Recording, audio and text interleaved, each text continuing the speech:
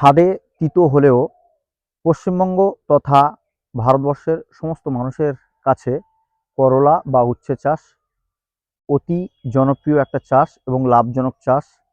স্বাদে তিতো হলেও কিছু করার নেই, প্রত্যেকটা মানুষের এটা প্রয়োজন। বাচ্চাদের ক্ষেত্রে তো পাতেই দেওয়া যায় না, আর বড়দের ক্ষেত্রে খেতেই হবে, না তো বিভিন্ন রকমের রোগ ব্যাধি তো আছে, সেগুলো নিয়ন্ত্রণের জন্য এই করলা অতি গুরুত্বপূর্ণ। আর সেটা যদি আমাদের নিজস্ব হাতে চাষ করা হয় বা নিজস্ব জমি থেকে ফসল ফলিয়ে যদি খাওয়া যায়, তাহলে আর কোনো কথাই নেই। তো সুতরাং আমার প্রিয় চাষি বন্ধুদের অবশ্যই বলবো যে আপনারা করলা চাষটা ভালো করে করুন।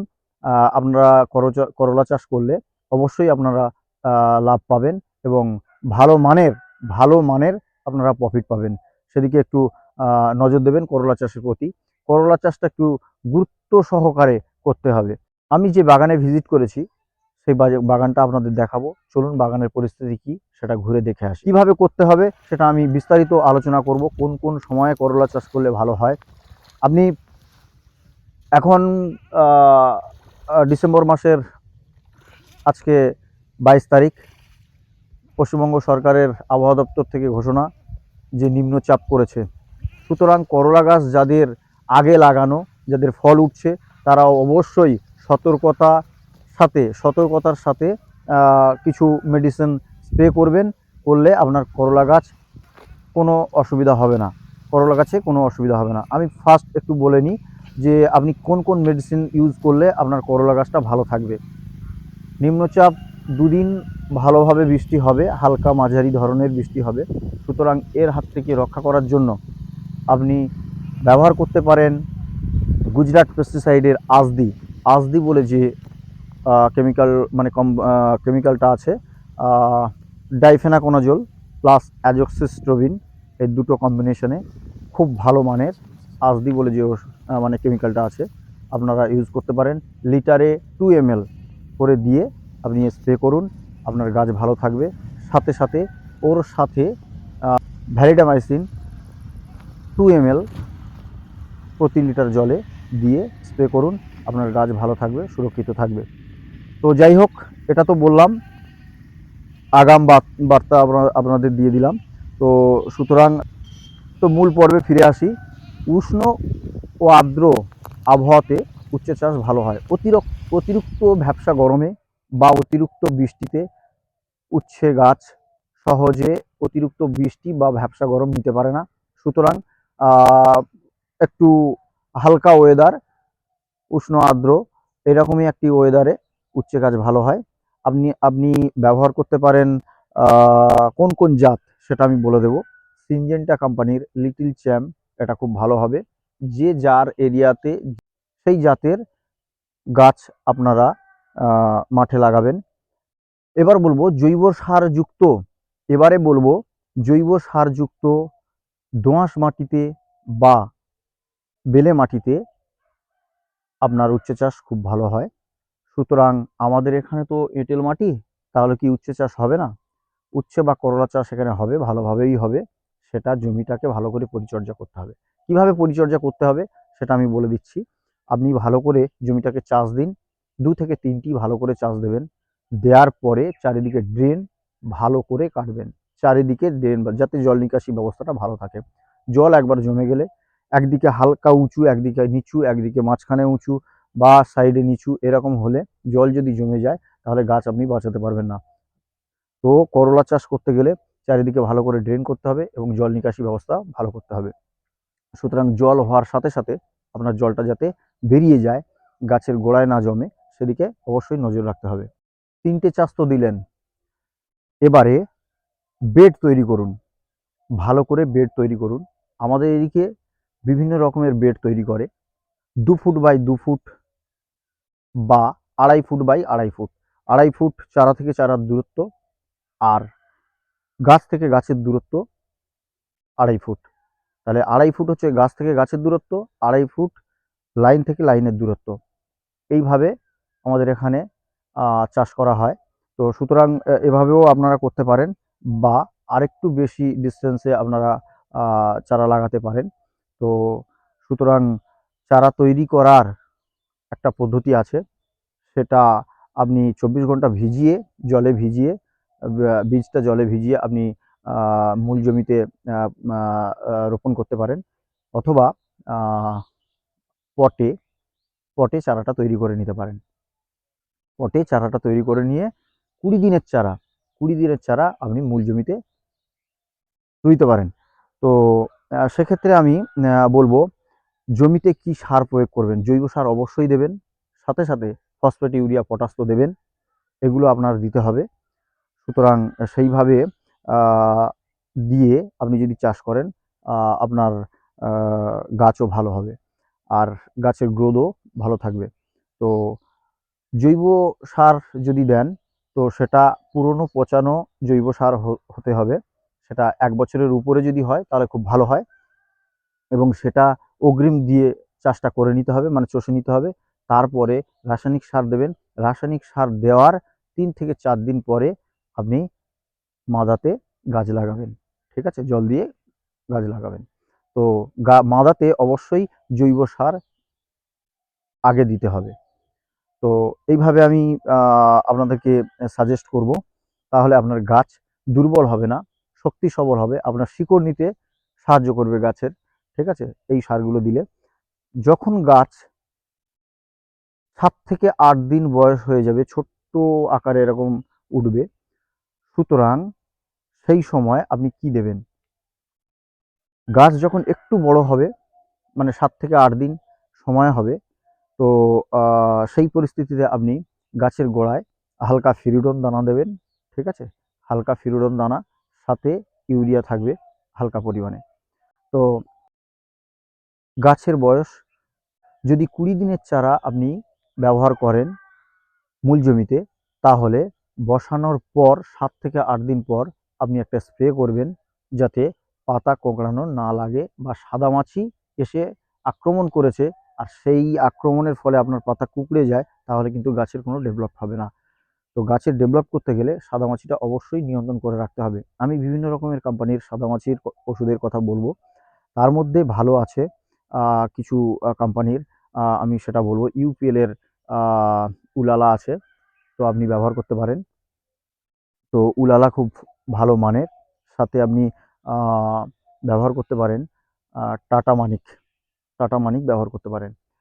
সাথে বায়ারের ইমিডা ক্লোরোপিড খুব ভালো মানের হবে, সুতরাং আপনারা ব্যবহার করতে পারেন। এইভাবে আপনার পরিচর্যা করে যেতে হবে। সাথে সাথে বেড তো তৈরি করলেন, সাথে সাথে বলবো, বেড তো তৈরি করলেন, তো বেড মাটি থেকে বেডের একটু উঁচু থাকবে, মানে হাইটটা একটু উঁচু থাকবে, 8 ইঞ্চি, 7 থেকে 8 ইঞ্চি হাইটে উঁচু থাকবে, বা 5 থেকে 5-এর উপরে থাকলে ভালো হয়, ঠিক আছে? যাতে জল যাতে না গোড়ায় জমে। গোড়াতে যদি একবার জল জমে গেছে, তাহলে গাছ আপনি টেকাতে পারবেন না। সুতরাং সেরকম প্রতিকূল পরিস্থিতিগুলো ভেবে রাখতে হবে।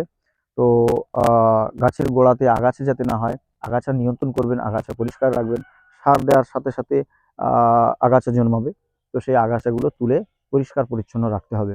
গাছের গোড়ায় জল ধরে মানে জল জল যাতে না জমে, আগাছা যাতে না হয়, সেরকম পরিস্থিতি। আগাছা যদি হয়, তাহলে আপনার সারটা ডিভাইডেড হয়ে যাচ্ছে না। তো আগাছাগুলো নিয়ন্ত্রণ করে রাখলে, তাহলে আপনার সারটা পরিপূর্ণভাবে গাছ নিতে পারছে।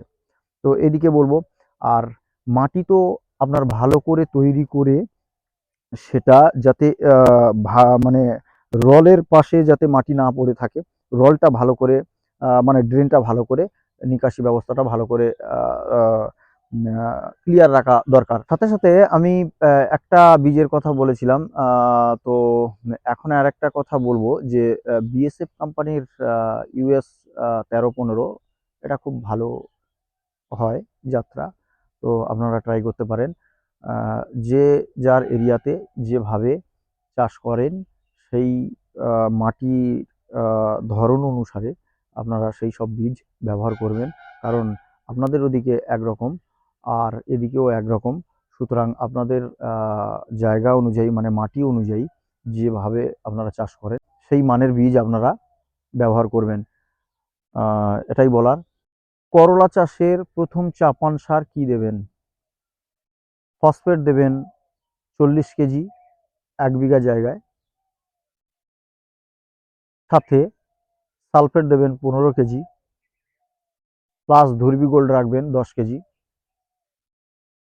সাথে পটাশ 10 কেজি। একটু ফিরিডন দানা মিশিয়ে দিতে পারেন বিঘা প্রতি 2 কেজি করে। তাহলে এইগুলো একত্রে মিশিয়ে গাছের গোড়াতে দেবেন। একটু ডিস্টেন্স রাখবেন, 4 থেকে 5 ইঞ্চি ডিস্টেন্স রাখবেন। 4 থেকে 5 ইঞ্চি ডিস্টেন্স দিয়ে আপনি গাছের গোড়ায় ভালো করে দিয়ে জল দেন, গাছ উঠবে এবং ভালো হবে। ফার্স্ট চাপান, এটা প্রথম চাপানের কথা আপনাদেরকে বললাম। সাথে সাথে বলবো 1 বিঘে জায়গার উপরে আপনারা মাচা তৈরি করুন। সেই মাচাতে বাঁশের খুঁটি ব্যবহার করুন, মাচাতে বাঁশের খুঁটি ব্যবহার করুন। উপরে কারেন্টের জাল, যেগুলো বড় ফাঁসের জাল, দড়ি টাঙিয়ে তার উপরে বড় ফাঁসের জাল দিয়ে দিন। গাছ উঠে ওর উপরে ভালোভাবে বিস্তার লাভ করতে পারবে। অ্যাকচুয়ালি উচ্ছে গাছের তো ডগা যত ছুটবে, যত মানে ছড়িয়ে পড়বে, তত বেশি উচ্ছে আপনি পাবেন। সুতরাং উচ্ছে গাছের যত ডগা ছুটবে, এই ডগাটা যদি কুঁকড়ে যায় তাহলে কিন্তু আপনি উচ্ছে বেশি পরিমাণে পাবেন না। উচ্ছে পেতে হলে আপনার ডগাটা ছটাতে হবে, আর এই ডগা ছটানোর জন্য আপনার মাচা দরকার। 1 বিঘা জায়গাতে আপনার খরচের পরিমাণ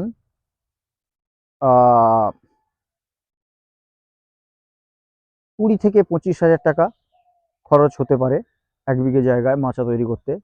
সুতরাং সেইভাবে বাঁশের খুঁটি দিয়ে যাতে হেলে না যায়, প্রতিকূল পরিস্থিতিতে প্রতিকূল পরিস্থিতিতে হেলে না যায়, সেরকম তার দিকে অবশ্যই আপনি লক্ষ্য রাখতে হবে, যাতে ঝোড়ো হাওয়াতে বা প্রতিকূল পরিস্থিতিতে বাঁশের খুঁটি হেলে না যায়। তার জন্য তার দিয়ে ভালো করে, খুঁটো দিয়ে ভালো করে বেঁধে রাখতে হবে, যাতে আপনার মাচা পড়ে না যায়।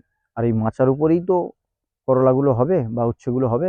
সুতরাং আপনি ওদিকটা ভালো করে মাথায় রাখবেন। আপনার মাচা যত শক্ত থাকবে, তত কিন্তু রোদ, ঝড়, বৃষ্টি এগুলো সহ্য করতে পারবে। তো সুতরাং এদিকটা অবশ্যই আপনি লক্ষ্য রাখবেন। এবারে বলবো 20 থেকে 22 দিন পর আপনি যখন একটা স্প্রে করবেন, সেই স্প্রের সাথে আপনি হিউমিক অ্যাসিড বা ফালভিক অ্যাসিড, ওর সাথে পটাশ আছে, এরকম একটা পিজিআর আপনি ব্যবহার করতে পারেন। সেই পিজিআরের সাথে আপনি যে কোনো সাদামাছির ওষুধ ব্যবহার করতে পারেন। আমি সেগুলো ডেসক্রিপশানে দিয়ে দিচ্ছি, সেগুলো আপনারা দেখে নেবেন। এই ওষুধগুলো ব্যবহার করলে আপনার সাদামাছিগুলো যাবে, সাথে সাথে আপনার গাছের গ্রোথটাও ডেভেলপড হবে, গাছের ডগাগুলো বেশি পরিমাণে ছুটবে। গাছ লাগানো থেকে 45 দিনের মধ্যে আপনার ফল এসে যাবে, এবং সেই ফল আপনি তুলতে পারবেন 90 দিন পর্যন্ত। 3 মাসের সময়সীমা বা একটু বেশি সময় লাগে, কিন্তু 3 মাসের ভিতরে আপনি টোটাল করলা গাছের প্রথম থেকে আর লাস্ট পরিচর্যা পর্যন্ত 3 মাসে এই করলা শেষ হয়ে যাবে। তো সুতরাং আপনি 6 সপ্তাহ ভালোভাবে করলা তুলতে পারবেন। সুতরাং এর ভিতরে আপনার তুলে নিতে হবে। এরকম পরিস্থিতিতে আপনার ফসল বেশি পরিমাণে তোলার জন্য আপনি কিছু পিজিআর স্প্রে করতে পারেন। সেই পিজিআরগুলো হলো, আমি বলে দিচ্ছি। সার প্রয়োগের দ্বিতীয় পর্যায়ে, আপনি দ্বিতীয় পর্যায়ে কিভাবে সার প্রয়োগ করবেন বা কতটা পরিমাণে করবেন, আপনি সেখানে 20 কেজি ইউরিয়া নেবেন, এবং অ্যামোনিয়াম সালফেট নেবেন 15 কেজি, পটাশ নেবেন 10 কেজি, সাথে ফসফেটও কিছু দিতে পারেন, 10 কেজি মতো ফসফেট রাখতে পারেন, সাথে একটু পিজিআর ওর সাথে মিক্সড করে আপনি গোড়াতে দিতে পারেন, এবং পিজিআর উপরেও স্প্রে করতে পারেন। আপনার গাছ যদি খুব ভালো হয়, তাহলে সপ্তাহে আপনি 2 থেকে আড়াই কুইন্টাল ফসল তুলতে পারবেন। 1 বিঘা জায়গার উপর থেকে 2 থেকে আড়াই কুইন্টাল ফসল তুলতে পারবেন 1 বিঘা জায়গা থেকে। এরপরে বলবো ছত্রাকনাশক কি কি স্প্রে করবেন। ছত্রাকনাশক আমি আগে বলেছি, গুজরাট পেস্টিসাইডের আসদি, অ্যাজোক্সিস্ট্রোবিন প্লাস ডাইফেনাকোনাজোল আছে। আপনি লিটারে 2 ml করে দিয়ে স্প্রে করবেন। ওর সাথে ভ্যালিডামাইসিন দেবেন V3। আপনি লিটারে 2 ml করে দিয়ে স্প্রে করবেন, ভালো রেজাল্ট পাবেন। অবশ্যই গাছ খুব সুন্দরভাবে আপনি পরিচর্যা করতে পারবেন। এই কেমিক্যাল কম্পোজিশনের ওষুধগুলো আপনার ভালো কাজ করে।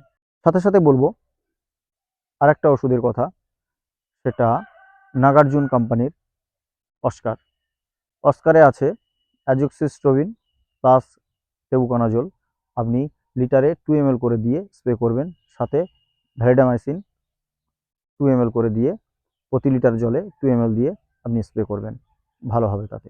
উচ্ছে গাছ চাষ করতে গেলে বা করলা গাছ চাষ করতে গেলে আপনার একটা জিনিস মাথায় রাখতে হবে, যে করলা গাছটা আমার ছোটাতে হবে। যত ছুটবে, যত ডগা ছাড়বে, এই ডগাগুলো যত ছাড়বে, উচ্ছে গাছের ডগা যত ছাড়বে, তত আপনি ফল পাবেন।